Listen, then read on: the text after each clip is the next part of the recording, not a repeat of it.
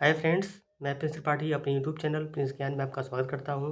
और जैसा कि आप लोग थंबनेल में देख रहे हैं कि दिल्ली में जो प्रदूषण बढ़ा हुआ है, उस प्रदूषण के बढ़ने का कारण क्या है और उससे निजात पाने के लिए एक अस्थायी तकनीक का उपयोग किया गया, जिसका नाम है आर्टिफिशियल रेन, यानी कृत्रिम वर्षा। तो उसी पे हम बात करेंगे कि आखिर यह आर्टिफिशियल रेन क्या होती है। तो आइए हम वीडियो को लंबा न करते हुए सीधे अपने टॉपिक पे आते हैं। फ्रेंड्स, दिल्ली का आसमान जब धुएं और धूल की एक मोटी चादर ओढ़ लेता है, तब सांस लेना भी मुश्किल हो जाता है। सूरज सिर्फ धुंधला सा एक धब्बा बनकर रह जाता है। ऐसे में सभी को एक प्रतीक्षा होती है कि काश एक अच्छी बारिश हो जाती, जो ये जहरीली धुएं का गुबार है, वो उसको धो डाले और वहाँ की हवा को एक सांस लेने लायक बना दे। लेकिन कहते हैं कि जब प्रकृति रूठ जाती है, तब हमारी नज़रें विज्ञान की तरफ जाता है। दोस्तों, आप सोचिए कि जब दिल्ली की हवा इतनी जहरीली हो जाती है कि वहाँ पे स्कूल कॉलेजेस बंद कर दिए जाते हैं। अस्पतालों में अगर देखें तो वहाँ पे सांस के मरीज की संख्या बढ़ने लगती है और एक स्वस्थ मनुष्य का लंग्स जो होता है, उसमें चुभन सी होने लगती है, आँखों में जलन सी होने लगती है। तो ये स्थिति कितनी भयावह होती है। तब हम एक टेम्परेरी व्यवस्था, एक विज्ञान की मदद से एक टेम्परेरी व्यवस्था की तरफ जाते हैं, जो होता है आर्टिफिशियल रेन।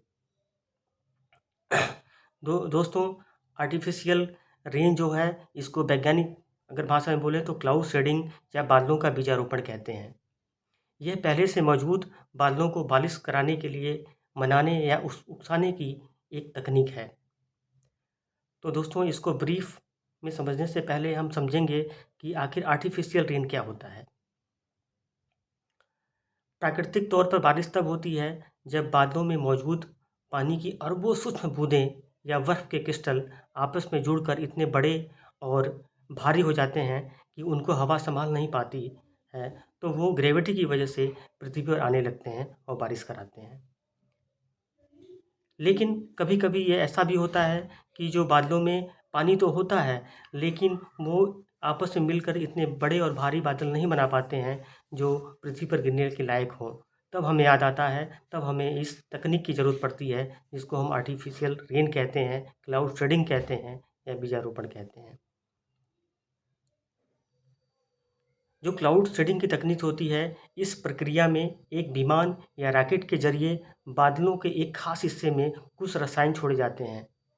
ये रसायन जो होते हैं, वो बीज का काम करते हैं और सबसे आम रसायन जो है, वो सिल्वर आयोडाइड होता है, जिसकी बनावट बर्फ़ के एक बारीक टुकड़े से मिलती है।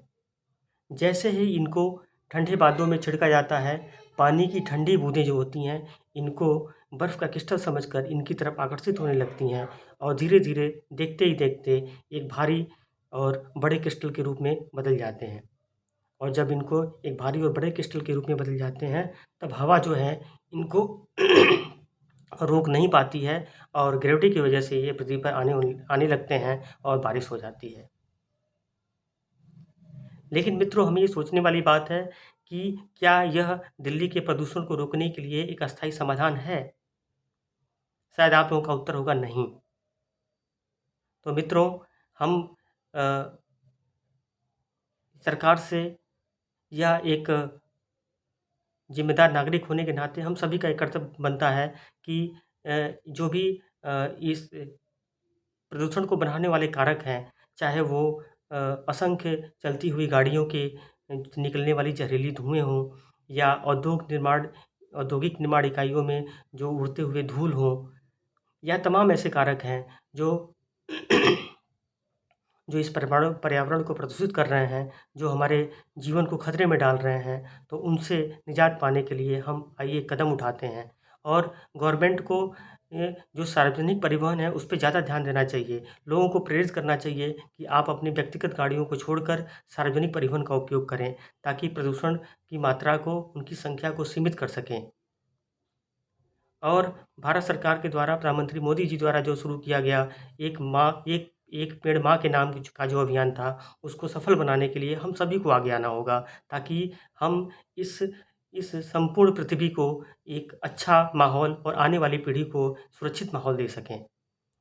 दोस्तों, मेरा आपसे एक विनम्र आग्रह है कि अगर आप एक ज़िम्मेदार भारत के एक ज़िम्मेदार नागरिक हैं और अपने इस देश को बचाना चाहते हैं, अपनी इस धरा को बचाना चाहते हैं, तो हर हर उस हर उस पहलू के बारे में सोचें, हर उस